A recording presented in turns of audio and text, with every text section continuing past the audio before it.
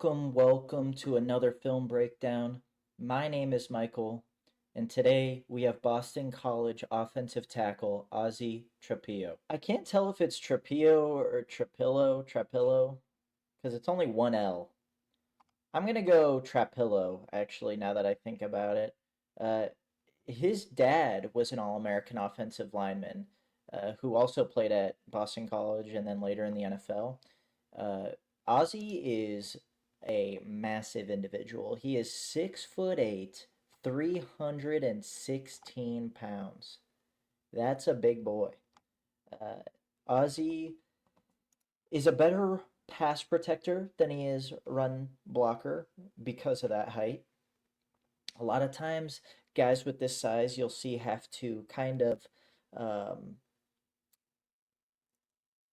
they take a little bit longer to develop just because there's so much more that they have to account for with getting low, playing with a proper pad level. There's just they have to be more technically sound, I think.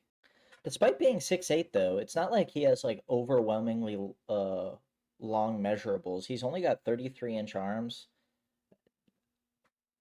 I mean, that's what Will Campbell measured at his pro day allegedly. He experienced a bit of shrinkage anyway. Um, Trapillo, first of all, I feel bad. I don't have any game film. I gotta find another source or an additional source to try to get more because I do feel bad. But anyways, Ozzy is a very stout pass protector. I would probably stick him at right tackle. I don't know that his movement skills are what I want my left tackle to have, but he'd be good at right tackle. Think of Spencer Brown for the Buffalo Bills. Very sound, took a little bit to develop, but now he's one of the best right tackles in the game. Same exact height. Ozzy kind of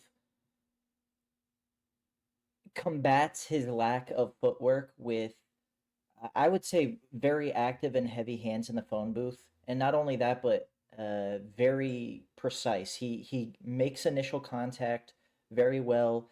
His punch is accurate most of the time. He gets under the pads despite being so big. He generates a lot of strength, and that is shown in his grip in pass protection. He's really able to swallow up defenders and not allow them to break free into the backfield. And a lot of the times, he's able to displace rushers and move on to the second level in the run game rather quickly. On backside blocks or crack blocks, he finds his landmarks very efficiently. While I don't think he is necessarily a fast or athletic player, I do think he's efficient in his movements. As a pass protector, he has a really firm anchor. I think despite defenders and bull rushers consistently getting under his pads, I shouldn't say consistently, but frequently getting under his pads, he's still able to set such a strong base and really anchor his feet into the grass, and it makes it difficult for defenders to get by him even with leverage.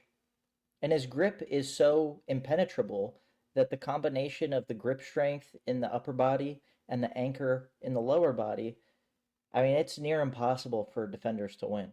I will also say, as a run blocker or even in pass protection, he has loose hips, I think, and that allows him to uh, just kind of move rushers and not necessarily displace them, just move them, guide them elsewhere, and allow for his quarterback or the running back to access rushing lanes. Because he is so big, a lot of the times when there's an edge rusher going against him that is trying to win with speed on the edge, they're going to have to either A, be a lot faster, or three, be just take such an incredibly inefficient route to the backfield that it takes them completely out of the play and allows the quarterback all the time in the world. Because if you're taking this wide angle or going or just going with Trapilo to the backfield and behind the play, I mean, you're wasting valuable handfuls of seconds here. While I don't think he's athletic or fast, his kick step is mighty quick. That's all I'm gonna say.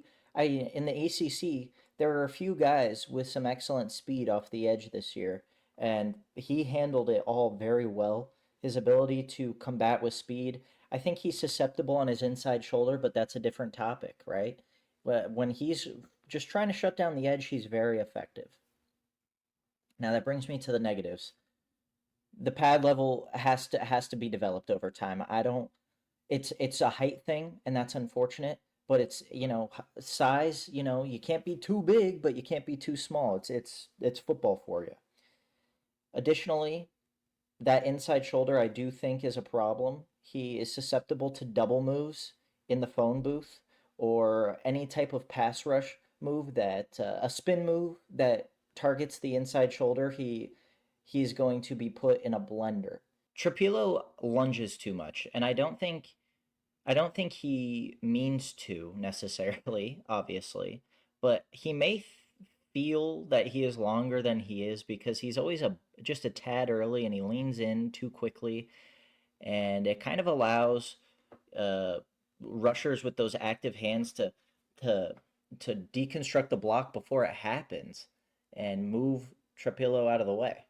Trapilo is great at finding his landmarks as a backside blocker, but when moving to the second level and finding the landmarks in open space, I think he struggles to find work. However, I think that's very coachable. I think Boston College's offense was a bit sporadic this past year, and I don't think it that him not finding landmarks at the second level is necessarily entirely his fault. Anyways, I apologize. I didn't have any Trapillo film. I'm going to work on my film library for next year, I promise. Next year, my goal is to have film for every single player I cover. So hopefully I can do that.